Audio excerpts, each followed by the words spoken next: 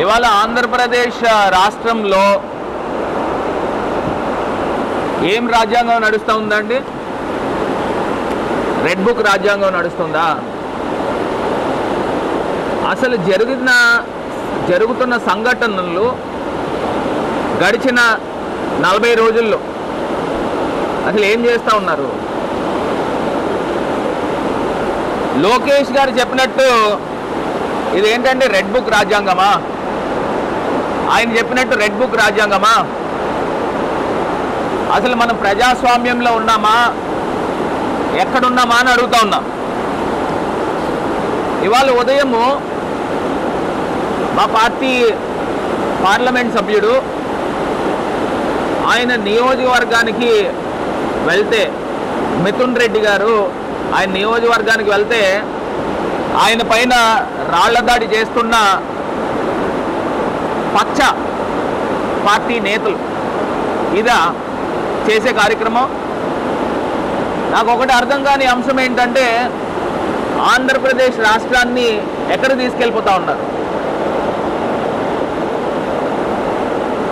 నిన్నటికి నిన్న రాత్రి వినుకొండలో ఒక యువకుడిని హత్య చేసిన దుర్మార్గపు కార్యక్రమాలు జరుగుతూ ఉన్నాయి. ఆంధ్రప్రదేశ్ రాష్ట్రంలో ఈ హత్యా రాజకీయాలు ఏంటి? నడి రోడ్డు పైన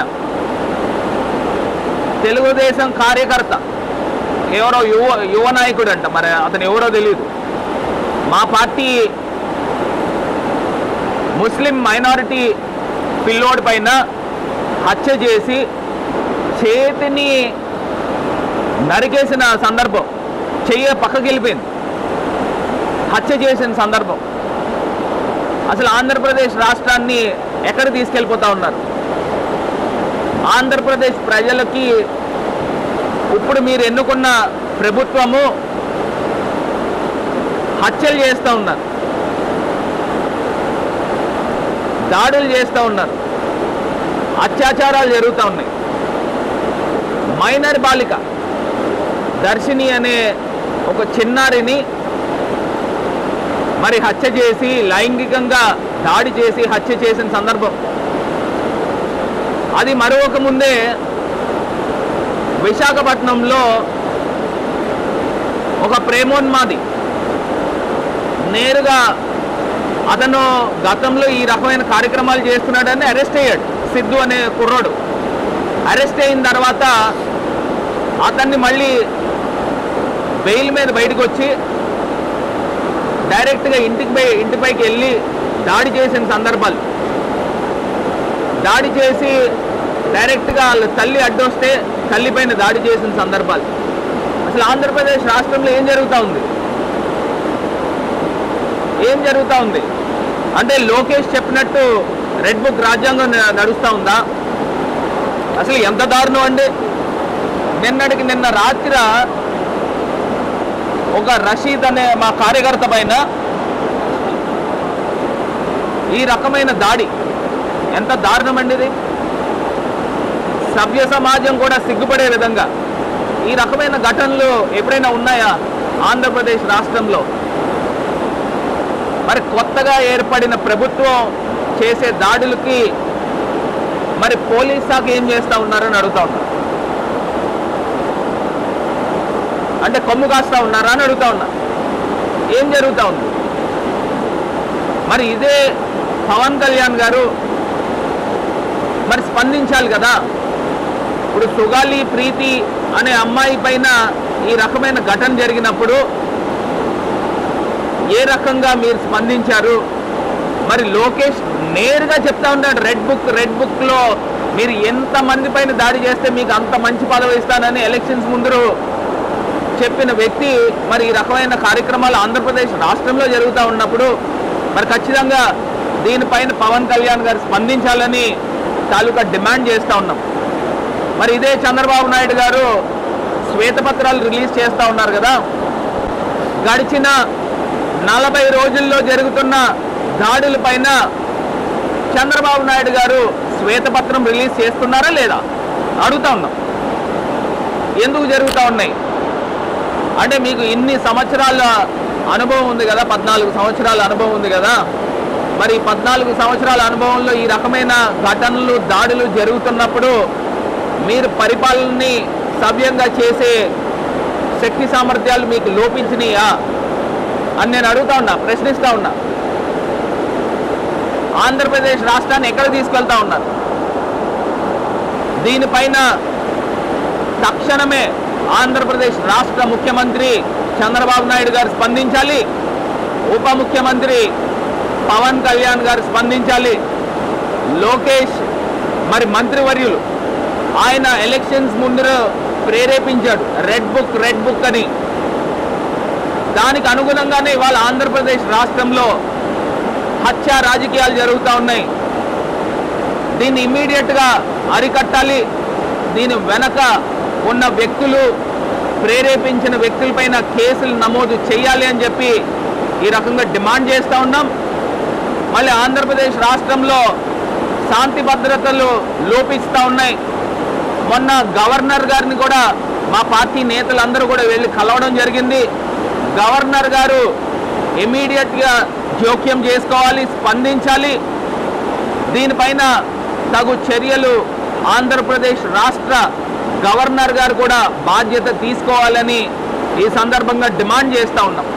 ఏం చేస్తూ ఉన్నారంటే ఆంధ్రప్రదేశ్లో ఇంత దారుణాలా? ఏదైనా కొంత వేడి ఉంటే ఎలక్షన్ అయిన వారం 10 రోజుల వరకు ఉంటుంది. ఇదేంటిది 40 రోజులు అవుతున్నప్పటికీ కూడా ఒక ఎంపీ పైన వాళ్ళ సొంత నియోజకవర్గానికి వెళ్తే దాడి చేయడం ఏంటి అని అడుగుతా ఉన్నా. ఎంత దారుణమా? ఇవన్నిటిపైన ముఖ్యమంత్రి, డిప్యూటీ ముఖ్యమంత్రి ఇద్దరు స్పందించి పరిపాలన గాడిలో పెట్టాల్సిన బాధ్యత వాళ్ళ పైన ఉందని కూడా వైఎస్ఆర్ కాంగ్రెస్ పార్టీ తరఫున డిమాండ్ చేస్తూ ఉన్నాం. ఇది కాకుండా ప్రధానమైన రెండో అంశం, రేపు పార్లమెంట్ బడ్జెట్ సమావేశాలు ప్రారంభం అవుతూ ఉన్నాయి. మరి ప్రారంభం అవుతున్న సందర్భంలో బీహార్ ముఖ్యమంత్రి నితీష్ కుమార్ గారు ఆయన బీహార్ రాష్ట్రానికి ప్రత్యేక హోదా ఇవ్వాలి, లేని పక్షంలో ప్రత్యేక ప్యాకేజ్ ఇవ్వాలి అని చెప్పి వారు డిమాండ్ చేశారు. మరి ఆంధ్రప్రదేశ్ రాష్ట్ర ముఖ్యమంత్రి చంద్రబాబు నాయుడు గారు ఎందుకు ప్రకటన చేయలేదు? వాళ్ళ రాష్ట్రం పర్వాలా, ఆంధ్రప్రదేశ్ అన్యాయంగా విభజించబడింది. ఇప్పుడున్న ప్రభుత్వము మైనారిటీ ప్రభుత్వం, మర్చిపోబాకండి, మైనారిటీ ప్రభుత్వము. ఇంకా మ్యాజిక్ ఫిగర్కి బీజేపీకి దగ్గరగా 35-40 సీట్లు తక్కువైనాయి. మరి అలాంటి సందర్భాల్లో ఆంధ్రప్రదేశ్కి మనమేమి గొంతమ్మ కోరికలేం కోరట్లా. ఆంధ్రప్రదేశ్ రాష్ట్రానికి న్యాయం చేయాల్సింది కేంద్ర ప్రభుత్వం. సో ఖచ్చితంగా ప్రత్యేక హోదా అనేది మన తాలూకా ఆంధ్రప్రదేశ్ ప్రజల తాలూకా డిమాండ్. ఇప్పుడు జరుగుతున్న బడ్జెట్ సమావేశాల్లో మరి చంద్రబాబు నాయుడు గారు నిన్న వెళ్ళి హోంమంత్రి అమిత్ షా గారిని కలవడం జరిగింది. కలిసినప్పుడు ప్రత్యేక హోదా ఏమన్నా డిమాండ్ చేశారా, చేయాల్సిన అవసరం లేదా అని ఇవాళ సూటిగా ప్రశ్నిస్తూ ఉన్నాం. మీకు ఒకటే సింపుల్ సామెత చెప్తానండి, పిల్లలు ముద్దుగా ఉన్నప్పుడే సంకెక్కాల. ఇప్పుడు జరుగుతున్నది మైనారిటీ ప్రభుత్వము. మరి మైనారిటీ ప్రభుత్వం జరుగుతున్నప్పుడు ఆంధ్రప్రదేశ్ జరగాల్సిన న్యాయం గురించి గొంతెత్తి మాట్లాడరండి, గొంతెత్తి మాట్లాడరా? బీజేపీని డిమాండ్ చేయరా? ఇప్పుడు తెలుగుదేశం ఆంధ్రప్రదేశ్ ఎంపీల మద్దతుతోనే కదా కేంద్ర ప్రభుత్వం ఇవాళ నిలబడింది. మరి నిలబడినప్పుడు ప్రత్యేక హోదా అనేది ఆంధ్రప్రదేశ్ తాలూకా డిమాండ్ కాదా, న్యాయం కాదా? మరి ఎందుకు ముఖ్యమంత్రిగా చంద్రబాబు నాయుడు గారు ఎందుకు డిమాండ్ చేయట్లేదు అని ప్రశ్నిస్తూ ఉన్నాం. గతంలో అబ్సల్యూట్ గవర్నమెంట్ అండి, మనం ఎన్నిసార్లు ప్రశ్నించినా వాళ్ళకి రాజకీయ నంబర్స్ ఉన్నాయి కాబట్టి జరిగిపోతూ ఉంది. ఇప్పుడు నంబర్స్ తక్కువైంది కదా, ఇప్పుడు బడ్జెట్ జరుగుతూ ఉంది కదా, ఆ బడ్జెట్ సెషన్స్లో డిమాండ్ ఎందుకు రేస్ చేయరు? వాళ్ళ దగ్గర నుంచి హామీ ఎందుకు తీసుకోరు? అని వాళ్ళు ప్రశ్నిస్తూ ఉన్నాం. దానిపైన సమాధానం చెప్పరు. ఇది ఖచ్చితంగా నేను ఒకటే అంశం చెప్తున్నానండి, బీజేపీ నెమ్మదిగా చిన్న చితకా పార్టీల ఎంపీలందరినీ కూడా లాక్కుంటా ఉంది. వాళ్ళు మెజారిటీ పెంచుకునే కార్యక్రమం జరుగుతూ ఉంది. మరి ఈ జరుగుతున్న సందర్భంలో ఇప్పుడు ఆంధ్రప్రదేశ్ ఎంపీల యొక్క అవసరము కేంద్ర ప్రభుత్వం నిలబడటానికి ఉన్నప్పుడు మరి చంద్రబాబు నాయుడు గారు, తెలుగుదేశం చీఫ్ చంద్రబాబు నాయుడు గారు 18 ఎంపీలు ఉన్నాయి. మరి ప్రత్యేక హోదా గురించి ఎందుకు మీరు డిమాండ్ చేయట్లేదు? ఖచ్చితంగా ప్రత్యేక హోదా ఇచ్చేటట్టయితే మా పార్టీ ఎంపీల యొక్క మద్దతు కూడా ఉంటుంది కదా, ఎందుకు చేయట్లేదని ప్రశ్నిస్తూ ఉన్నాం.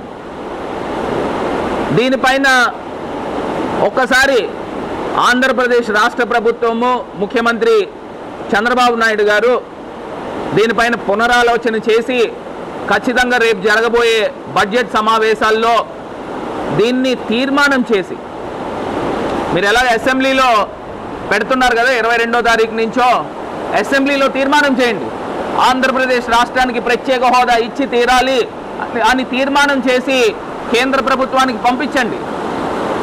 పంపిస్తే ఖచ్చితంగా ఆంధ్రప్రదేశ్ మనము అమ్మ అడగకుండా ఉంటే అన్నం ఎందుకు పెడుతుంది? అడగాలి కదా, అమ్మని అడగాలి కదా. ఏమంటే ఆంధ్రప్రదేశ్ రాష్ట్రానికి అన్యాయం జరిగింది, మీరు ఇవ్వాల్సిందే అని చెప్పేసి డిమాండ్ చేయాలి కదా, ఎందుకు చేయట్లేదు? దీనిపైన ఆంధ్రప్రదేశ్ రాష్ట్ర ప్రజలందరూ కూడా గమనించాలి. ఇప్పుడు మీరు అడగచ్చు, మా తాలూకా ప్రభుత్వం ఉన్నప్పుడు మీరెందుకు తేలేకపోయారని. నేను చెప్తా ఉన్నా, అప్పుడు అబ్సల్యూట్ గవర్నమెంట్, బీజేపీకి 303 ఎంపీలు ఉన్నారు, ఇప్పుడు 240 ఎంపీలు మట్టుకే ఉన్నాయి బీజేపీకి. మరి ఆ పరిస్థితుల్లో ఆంధ్రప్రదేశ్ ఎంపీల యొక్క మద్దతుతోనే ఇవాళ గవర్నమెంట్ నిలబడింది. మరి నిలబడినప్పుడు ఆంధ్రప్రదేశ్కి న్యాయం చేయాల్సింది ముఖ్యమంత్రి చంద్రబాబు నాయుడు గారు కాదా అని అడుగుతా ఉన్నా.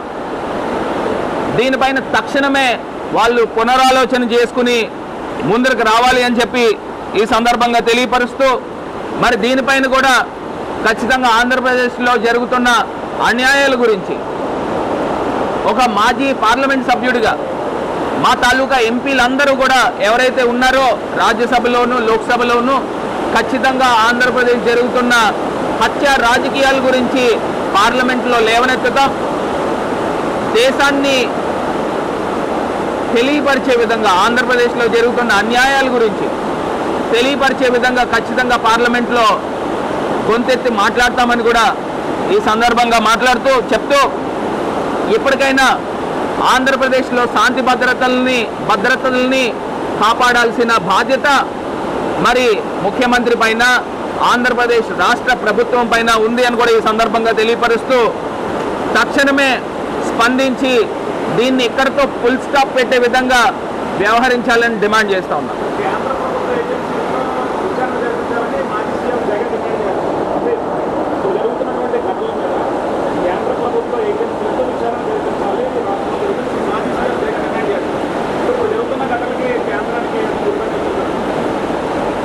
ఇప్పుడు జరుగుతున్న ఘటనలకి అవును,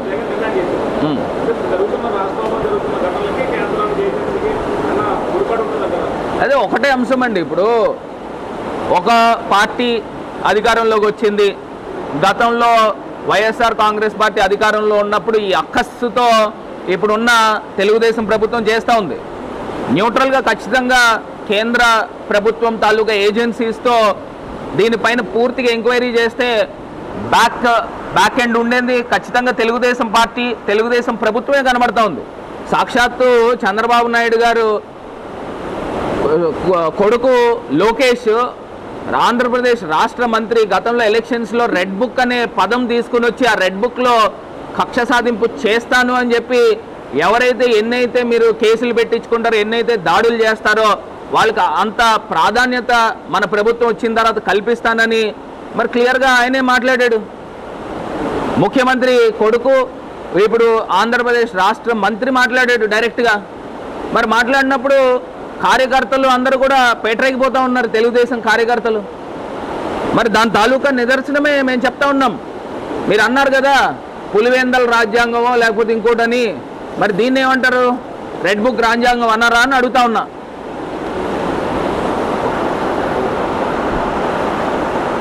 కోఆపరేటివ్ బ్యాంక్ ఎన్నికల్లో మీరు ఎందుకు యాక్టివ్గా లేదు, దూరంగా ఉన్నారు, లేదండి? ఇప్పుడు ఒకటండి, కోఆపరేటివ్ బ్యాంకు స్థానికంగా జరుగుతూ ఉన్నది ఎలక్షన్స్. అందులో మరి సాక్షాత్తు ముఖ్యమంత్రి జగన్మోహన్ రెడ్డి, మాజీ ముఖ్యమంత్రి జగన్మోహన్ రెడ్డి గారి ఫోటోనే లేదు, రాజశేఖర్ రెడ్డి గారి ఫోటోనే పక్కన పెట్టారు. మరి దీన్ని ఎలా చూడాలా? నేను ఆ స్థాయిలో చూసుకుని నేనెంత? మరి వాళ్ళిద్దరే లేకుండా ఎలక్షన్స్కి వెళ్తూ ఉన్నారు. దాన్ని బట్టి ఆలోచన చేయాలి. లేని సందర్భాల్లో అంటే ఈ బెల్ట్, కూటమి బెల్ట్ చంద్రబాబు నాయుడు గారు ఫోటో పెట్టుకున్నారు, మోడీ గారు ఫోటో పెట్టుకున్నారు, పవన్ కళ్యాణ్ గారు ఫోటో పెట్టుకున్నారు. మరి ఇక్కడ జరుగుతున్నప్పుడు ఎవరెవరు ఫోటోలు పెట్టుకుని మరి వాళ్ళు వెళ్తూ ఉన్నారు మీకే కనబడతాం. అదే అడుగుతా ఉన్నా. క్యాడర్ పనిచేసే వాళ్ళంతా వైసీపీనే, కానీ ఫోటోలకు వచ్చేసరికి మరి ముఖ్యమంత్రి అది జగనన్న ఫోటోనే, రాజశేఖర్ రెడ్డి గారి ఫోటోనే మరి పక్కన పెట్టి చేస్తూ ఉన్నారు అని అంటే ఒకసారి మరి వాళ్ళు విజ్ఞతగా వదిలేస్తున్నారు. వారు ఆలోచన చేసుకోవాలి.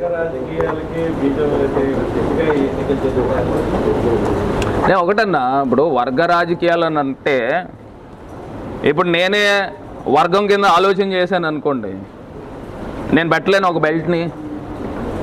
సరే వాళ్ళు ఏదో కొట్లాడుతూ ఉన్నారు, చేయనివ్వండి. సో ఖచ్చితంగా నన్ను మద్దతు అడిగి ఉంటే నేను 100% నేను వెళ్ళి వర్క్ చేసేవాడిని. మరి వాళ్ళు వద్దనుకున్నారు కాబట్టి, ఒకవేళ నిజంగా వర్గానికే నేను ప్రాధాన్యత ఇచ్చి ఉంటే నేనే పెట్టేవాడిని కదా. 40-50 లక్షలు నాది కాదనుకుంటే నేను ఒక వర్గాన్ని పెట్టి ఓడించడం ఎంతసేపు అన్నా? నిలబెట్టడం కష్టం కానీ చెడగొట్టడం ఎంతసేపు? గత ఎన్నికల్లో మేము వెనక కనిపించని వర్గం అంటారు కదా, ఇప్పుడు యాక్టివ్లో పనిచేయడం. అదే నిజంగా సార్వత్రిక ఎన్నికల్లో కూడా వీళ్ళంతా కూడా మరి కలిసి ఉంటే చాలా, జగన్ గారు చాలా ఆనందించేవాళ్ళు. మరి సార్వత్రిక ఎన్నికల్లో కనపడిన యూనిటీ అంతా కూడా ఇప్పుడు కనబడుతూ ఉంది. అంటే దీన్ని తెర వెనక రాజకీయ సార్వత్రిక ఎన్నికల్లో ఏం జరిగిందో నాకైతే తెలియదు. గెలిపోవటంలో అనేది సెకండరీ. ఎన్నికలకు ముందు మీ దగ్గర పనిచేసి వెళ్ళిపోయినందుకే సరిగ్గా పనిచేయాలని మీరు సపోర్ట్ చేయట్లేదని మాట్లాడతారు. ఎవరు? నేనా? ప్యానల్లో ఉన్నవాళ్ళు కొంతమంది మీ దగ్గర పనిచేసి మీకు ఏదో రకంగా బయటకు వెళ్ళిపోయినందుకు మీరు సపోర్ట్ చేయట్లేదని వాళ్ళు చెప్తున్నారు. అట్లా ఏం లేదండి. నిజంగా అప్పుడు అందరూ కలిసికట్టుగా చేసి ఉంటే ఎలక్షన్ ఇంకోలా ఉండేది. ఏదో మనము ఇప్పుడు జగన్ అన్నని ఫోటో కూడా వేయకుండా చేసే అంత పెద్ద నాయకులా అని అడుగుతున్నా. ఇప్పుడు నిజంగానే కనుక వద్దనుకుంటే వైఎస్ఆర్సీపీ క్యాడర్ని కూడా మానేసుకోవాలి కదా. మరి వైఎస్ఆర్సీపీ క్యాడర్ని ఎందుకు పెట్టుకుంటా ఉన్నారు?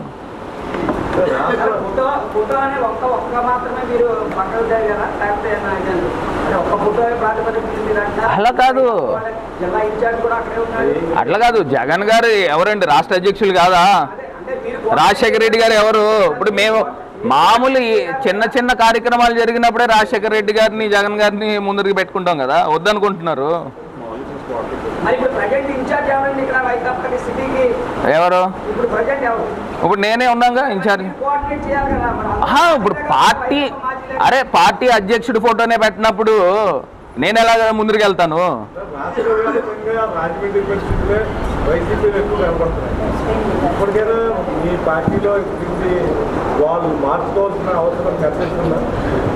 ఇప్పుడు 100% అండి. దీనిపైన పూర్తి స్థాయి ప్రక్షాళన జరగాల.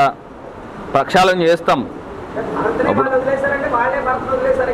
పూర్తి స్థాయి ప్రక్షాళన జరగాల. ఇప్పుడు అది జరిగేది మరి ఆ ప్యానెల్ ఏ ప్యానెల్లో నాకే తెలియదు. జగన్ గారి ఫోటో లేదు, రాజశేఖర రెడ్డి గారి ఫోటో లేదు. మరి ఏ ప్యానెల్లో నాకే తెలియదు. మరి మీడియా మిత్రులు మీకే తెలియాలి. ఒకవేళ నిజంగా ఆ ప్యానెల్లో పార్టీ అధ్యక్షుడు ఫోటో లేకుండా మరి ప్యానెల్ ముందుకు వెళ్ళిందని అంటే మరి పార్టీ క్యాడర్ని ఎందుకు ఉపయోగించాలా అని అడుగుతా ఉన్నా. నా తాలూకా ప్రశ్న, సూటి ప్రశ్న. ఇప్పుడు నిజంగా మీరు అన్న వర్గపోరే కనుక ఉంటే నేను ఒక ప్యానెల్ పెడుతుంది కదా. కాదు, నేనే ఒక ప్యానెల్ పెట్టి నిలబెట్టడం కష్టమన్నా.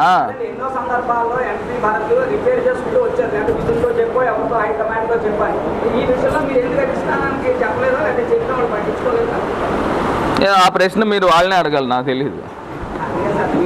వాళ్ళనే అడగండి. వాళ్ళనే అడగండి. ఇప్పుడు నిజంగా నేను అంటున్నానన్నా, ఇప్పుడు ఫోటో లేనంత మాత్రాన వాళ్ళందరూ పార్టీ తాలూకా మనుషులే నుంచున్న వాళ్ళు మ్యాక్సిమం. ఒకవేళ నిజంగా నేను చెడగొట్టాలనుకో ఎంతసేపు పని అన్నా, ఎంతసేపు పని నాకు? నేను ఒక బెల్ట్ పెట్టలేనా? నేను ఒక బెల్ట్ పెట్టి మొత్తం చెడగొట్టలేమా? ఇది మన చేతకాని విషయమా? కాకపోతే ఏంటంటే నుంచున్నారు, ఫర్ గుడ్ ఆర్ బ్యాడ్ నుంచున్నారు, సరే నుంచున్నారు, మంచిదే. నిజంగానే కనుక జగనన్న ఫోటో వేసి ఉంటే నేనే వెళ్ళేటోండి ముందు. నా ఫోటో వేసినా వేయకపోయినా నేనే వెళ్ళి ఖచ్చితంగా ఆ ప్యానల్ని ఏదో రకంగా గట్టెక్కించే ప్రయత్నం చేద్దును. ఎందుకంటే ఎలక్షన్స్లో పనిచేసి ఉన్నాం కదా.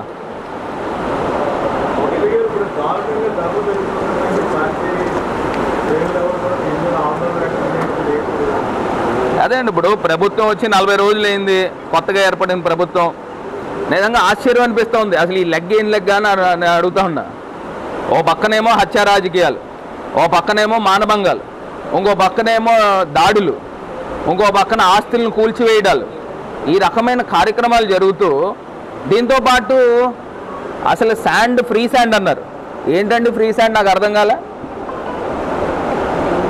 అంటే కారు ఫ్రీ, ఆ కారు తాళం 50 లక్షలనా? దానికి అర్థం అది చూపించే కారు మీరు ఫ్రీయే, కానీ తాళం వేస్తే దాని రేట్ 50 లక్షలు. గతంలో ఇసుక రేట్లు ఎంత ఉన్నాయి, ఇప్పుడు శాండ్ ప్రైసెస్ ఎంత ఉన్నాయండి? ఇవాళ కందిపప్పు ప్రైస్ ఎంత ప్రైస్ ఉందండి? కందిపప్పు ప్రైస్ గతంలో ఎలా ఉంది? అసలు వీళ్ళు ఏ రకంగా రేట్లు నియంత్రణ చేశారని అడుగుతా ఉన్నా. ఇవాళ రైస్, బియ్యం, సన్న బియ్యం రేట్లు ఎంత ఉన్నాయండి? సామాన్యుడు బతకగలిగే పరిస్థితులు కనబడతా ఉన్నాయా? టొమాటో ప్రైస్ ఎంత ప్రైస్ ఉందండి? అసలు ఏం చేస్తూ ఉన్నారు? ఇప్పుడు ఇదే చంద్రబాబు నాయుడు గారు ఏం చెప్పారు? నాణ్యమైన విద్యుత్ ఇస్తాను, రేట్లు తగ్గిస్తాను అన్నారు. మరి ఇప్పుడు కరెంట్ బిల్స్ వచ్చి ఉంటాయి కదా, రేట్లు ఏమాత్రం తగ్గించారనండి?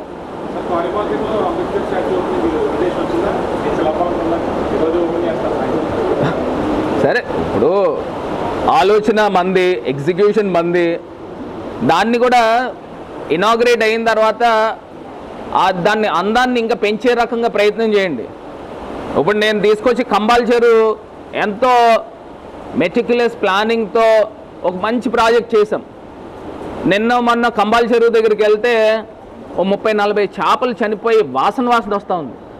అసలు ఎంత దారుణం చేసేస్తూ ఉన్నారు. కాపాడండి. ఇంకా దాన్ని ప్రజలు రకరకాల ప్లేసెస్ నుంచి వస్తూ ఉన్నారు. మరి వస్తూ ఉన్నప్పుడు రాజమండ్రి కీర్తి ప్రతిష్టలు పెంచండి. మీరు ఎమ్మెల్యే అయితే మా ప్రభుత్వం వస్తే టికెట్ తీసేస్తామని చెప్పారు కంబాల్ చెరువు. ఇప్పుడు దాకా టికెట్ ఎందుకు తీయలేదని అడుగుతా ఉన్నా. అక్కడ ఉన్న కాంట్రాక్టర్ ఏమన్నా పర్సంటేజ్ ఇస్తూ ఉన్నాడా? ఎందుకు తీయలేదు టికెట్? దాని maintenance, pour maintenance.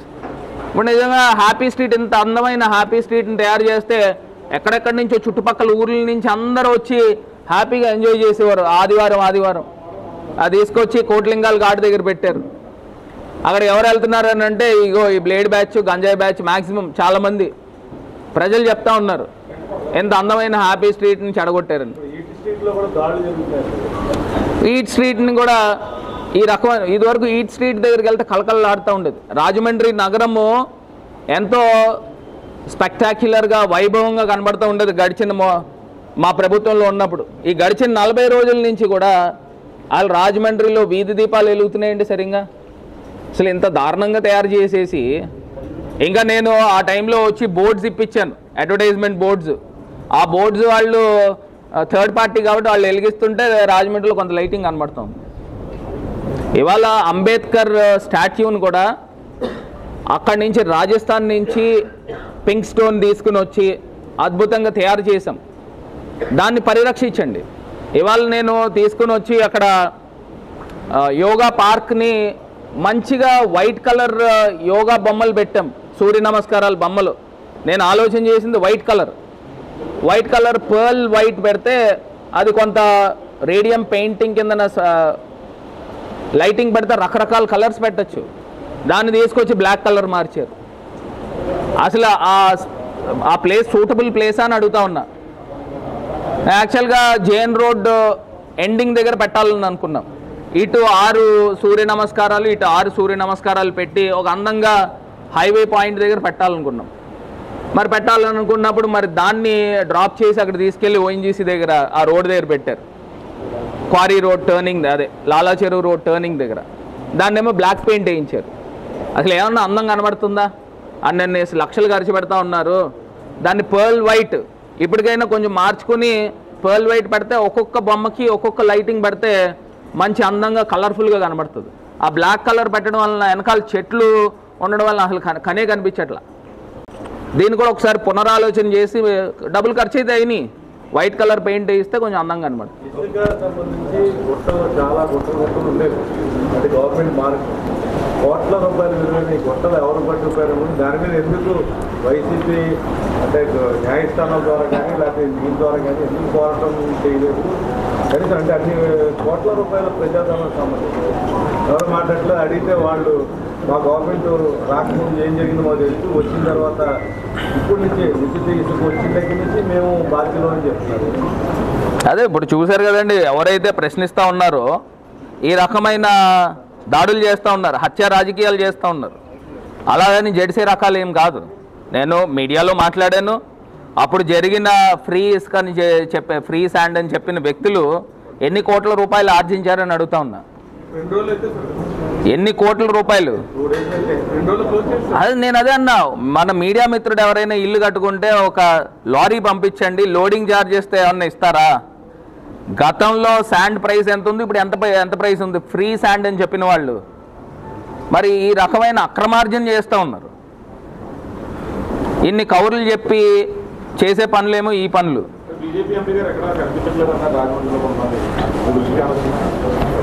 BJP MP గారా? అదే అండి, ఇప్పుడు ఒకటండి, ఇవాళ ప్రజలు ఓట్లు వేసి గెలిపించారు, వలస వచ్చిన వ్యక్తుల్ని ఎక్కువ ప్రేమిస్తూ ఉన్నారు మరి రాజమండ్రి ప్రజలు. అదేంటో నాకు అర్థం కాదు. నేను ఇంత కొట్లాడి 5 సంవత్సరాలు ఫ్యామిలీని వదిలేసి అంతా నేను తిరిగి రాజమండ్రికి ఒక మంచి స్పార్క్ తీసుకొని వచ్చాం. ఇప్పుడు ఆ కళావిహీనంగా తయారవుతూ ఉంది. ఇప్పుడున్న ఎంపీలు కూడా, ఎంపీ గారు కానీ ఇప్పుడు ఉన్న స్థానిక ఎమ్మెల్యేలు వీళ్ళందరూ కూడా రాజమండ్రి గ్రోత్ స్టోరీలో మీరు అందరూ భాగస్వామ్యులు కండి. సార్, గతంలో జిల్లా కలెక్టర్ మాధవీలత గారి, కమిషనర్ గారి చాలా మంచి పనులు చేస్తున్నారు ఇక్కడ మీరు గతంలో చాలాసార్లు చెప్పారు. ఇప్పుడు ఇదే డాక్టర్ మాధవీలత మీద 12 ఇర్రెగ్యులారిటీస్ భూములు ఎవడ బదలాయించేసింది, ఆవిడ మీద విచారణ చేపడుతున్నారు. అంటే ఇందులో ప్రజాప్రతినిధుల పాత్ర ఉంటుందంటారు, కేవలం ఆవిడ ఒక్కతే చేస్తుందంటారు? కాదండి, ఇప్పుడు ఇవన్నీ కూడా ఆరోపణలు. అట్లా కాదు, ఇవన్నీ ఆరోపణలు. విచారణ పెట్టినండి, విచారణ జరగాలి కదా. ఇప్పుడు మీరు ఎలాగ మీరు న్యాయ నిర్ణీత కింద మీరు ఎలా జడ్జిమెంట్ ఇస్తారు? జరగనివ్వండి. అట్లా కాదు, అది జరగనివ్వండి. పూర్తి స్థాయిగా విచారణ జరిగిన తర్వాత వచ్చిన వాస్తవాలు బట్టి మనం మాట్లాడదాము.